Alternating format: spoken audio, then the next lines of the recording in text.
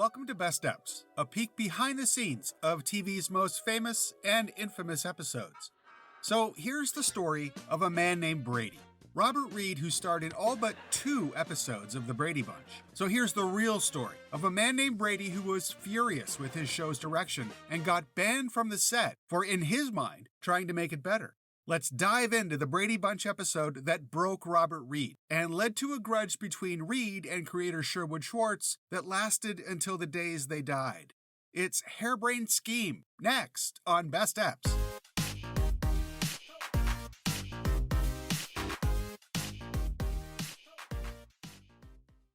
So Sherwood Schwartz never even wanted Robert Reed for the part of Mike Brady. He wanted Gene Hackman, who, in 1968, was just starting out. But Paramount balked at Hackman, because despite a small part in Bonnie and Clyde, he wasn't yet a household name. The studio instead wanted Shakespearean-trained Reed, who was a household name, having starred for 4 seasons in The Defenders on ABC, but more importantly, was still under contract with Paramount Studios. Schwartz almost instantly regretted casting Reed, who needed the money but possibly thought the concept of a blended family in 1969, with parents who share a bed no less, was more groundbreaking than Schwartz was going for. Maybe Reed should have known better? 5 years earlier, Schwartz created a lighthearted sitcom that was a dismal failure, Gilligan's Island, still years away from success in after-school syndication. So instead of a keen treatise on a modern family, Reed was chagrined as the Brady Bunch became Gilligan's Ranch House. But by all accounts, from various sources, Reed treated his TV kids like gold, while treating Schwartz and the other producers like garbage.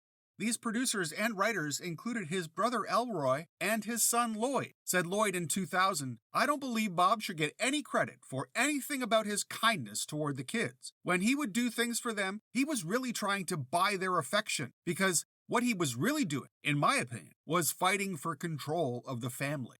Throughout the run of the show's 117 episodes, Reed would write pages-long memos to the head of Paramount Studios, deriding Schwartz's scripts as unrealistic and factually incorrect. "I'm sure Bob used to read a scene with the script in one hand and the Encyclopedia Britannica in the other," Sherwood Schwartz wrote in his memoir in 2010. During production of the Season 2 episode Impractical Joker, Reed got into an argument with LLoyd Schwartz that almost came to blows after Reed sent a 6-page memo demanding changes to the episode's tag scene, a scene he wasn't even in. He objected to the premise that Alice wouldn't be able to tell the difference between a joke ink spot and a real one. Later, when changes weren't made to the scenes he found implausible, he filmed his scenes drunk, so they would be unusable. Though at least one shot of a tipsy Reed did make it into Impractical Joker, according to Barry Williams in his memoir, Growing Up Brady. "The show turned out to be Gilligan's Island with kids," Reed told TV Guide in 1970. "At first, I went along and decided to do the best I could. Now I argue on the set." So this was in Season 2 of a 5-year run, and things only went downhill, to the point where Schwartz only talked to Bob through his agent, Merritt Blake. The thing is, though, Bob Reed followed a piece of advice Mike Brady might give to his kids. He never gave up. Over the next 3 seasons, Schwartz's office was flooded with memos and phone calls from Reed trying to explain why the episode on the floor would not work. The actor straight up refused to appear in the Season 4 episode Goodbye Alice Hello, not only because he was a semi-regular on Mannix at the time, but primarily because he thought it ludicrous for Alice to leave the Bradys based on a silly misunderstanding. In his mind, he was only trying to make the show better by grounding it in reality. In my mind, Reed might have been frustrated with other aspects of his life, namely his inability to come out as publicly gay and his watching Gene Hackman get Oscar glory from The French Connection. Whatever Reed's motives, neither Sherwood nor LLoyd Schwartz were having any of it, and things finally came to a head in January of 1974 during production of Harebrained Scheme. An unremarkable episode, notable only for the fact it would be the show's last.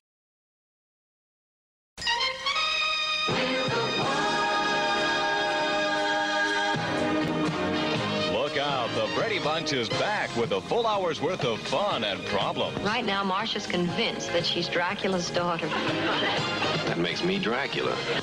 Catch TV's funniest family when they get together for an hour of double fun. The minute the script for episode 117, Harebrained Scheme, came out of writer Charles Stewart's typewriter, Sherwood Schwartz knew that Bob Reed would be ready to complain about it, so he prepared himself. The script has to do with Greg's hair inadvertently turning red on the eve of graduation, so Schwartz said he proactively called the Clairol company to ask whether a product could inadvertently turn someone's hair red in such a short amount of time. "Oh, sure," the company's spokesperson allegedly told him. "That's why we have a floor full of lawyers." Armed with this knowledge, Schwartz sent the script out to the cast, but as predicted, when Reed read it, he derided Schwartz for how unrealistic it was. Schwartz told Reed it was perfectly plausible and explained why, so Robert Reed suddenly found he had to change tack. He went home and pounded out yet another long memo attacking not the hackneyed nature of the storyline, but instead offered an essay on the differences between good and bad comedy. He cited MASH, The Paul Lynde Show, Batman, and the Beverly Hillbillies in his examples. This episode, he argued, was too many styles of comedy thrown together. The most generic problem to date in the Brady Bunch has been this almost constant scripted intertransposition of comedic styles, Reed wrote. And he later accused Schwartz of recycling this story from Gilligan's Island. I mean, he's not wrong. Gilligan's classic 1966 episode, Hair Today, Gone Tomorrow, does bear some striking similarities. But then Reed signed off this memo by writing, quote, "I can't play it." For some producers, that line would cause panic, but for LLoyd Schwartz, it caused relief. As he told MSNBC's Headliners and Legends in 2000, he came back at Reed with a reference of his own. The dictionary, he said, defined can't as, quote, physically unable to. And according to Reed's contract, if he was physically unable to perform, he could be removed from the show and not paid. So Sherwood wrote Mike Brady out of Harebrained Scheme, the episode where his oldest son graduates from college. "Too bad your father is out of town and had to miss it," Carol laments lamely. That's pretty awkward. And the filming of the episode grew even more awkward when Reed showed up on the set and stood lurking and scowling 20 feet away. On his podcast, The Real Brady Bros, Barry Williams revealed that during this scene where Bobby dumps hair tonic on Greg, Reed was standing just off camera, and it did make Williams a little bit nervous. And this incensed Sherwood Schwartz. He demanded Reed leave Soundstage 5 at Paramount so as not to distract his actors. Reed's response? "The Brady Bunch is my show, and I'm interested in what goes on my show." When a no-nonsense Paramount TV exec, Hank Coleman, got wind of this, he offered to send 2 security guards to forcibly remove Reed from the lot. "Over my dead body," Sherwood Schwartz said. "I don't like this man, but I like the kids, and I don't want them to see this happening right in front of them." Eventually, Reed gave up and went home on his own, and the rest of the episode was filmed without incident. To be honest, I think it's kind of a fun episode, but I've always been a sucker for storylines involving kids trying to make money by getting a side hustle. Anyway, Harebrained Scheme aired on March 8, 1974, but it only got 10.5 million viewers compared to NBC's Sanford & Son, which got 17.6 million. And this episode never won any awards, and I don't think it lands on any lists. As far as season finales go, it's about as unremarkable as it gets. But then, shortly after this episode was filmed, ABC's VP of Primetime, Barry Diller, called to talk to Sherwood Schwartz. And Diller admitted right up front that he was not a fan of family shows. And Schwartz had to admit right up front that creatively, the show was kind of grinding down. Cousin Oliver, anyone? Nope, that's John Denver. Cousin Oliver, anyone? To compound that, after 5 seasons, a renewal of the show would have also meant renewals of all 9 actors' contracts, and everyone in the cast, including Robert Reed, had dollar signs in their eyes. Still, Diller asked Schwartz what would be done about Reed should he get picked up for season 6, and Sherwood Schwartz was quick to say that Robert Reed would not be asked back as Mike Brady. Instead, he had an eye on recasting the role with Robert Foxworth. Given all this, Diller opted not to pick up the Brady Bunch for a 6th season, and Harebrained Scheme ended up being the series finale, perhaps an ignominious end to a now TV classic. But after the cancellation, Reed went public with his gripes, telling one gossip columnist that the happiest part of the cancellation was that his ulcers might now get better. And he called the show, quote, "a piece of fluff that gets pretty old after a while, particularly when it isn't good fluff." Now, perhaps surprisingly, Robert Reed's career actually blossomed post-Brady, more than anyone else in the cast.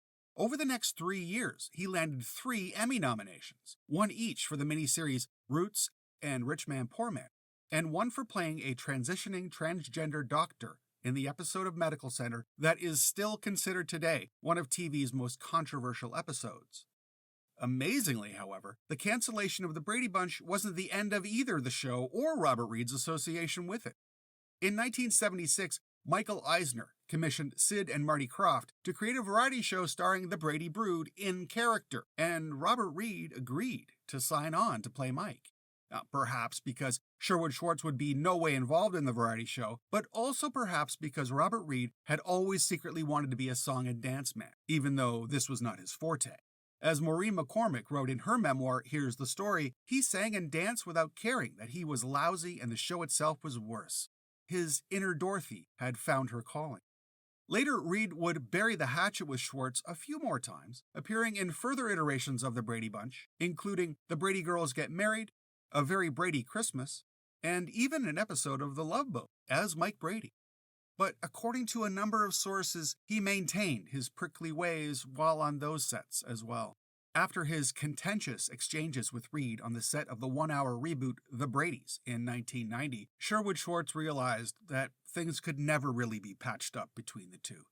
He hated everything, Schwartz said in 1999, and since I represented, in his mind, everything, he hated me the most. When Reed died of AIDS and colon cancer in 1992, Sherwood Schwartz refused to attend his funeral. Recalled LLoyd Schwartz, I always wanted to shake him and say, Bob, Mike Brady is a nice guy. People like him. Why don't you just be like Mike Brady? Robert Reed's scathing memos were reprinted verbatim in Barry Williams' seminal memoir, Growing Up Brady. But upon reading the book shortly before his death, Reed reportedly asked a friend, was I really that difficult?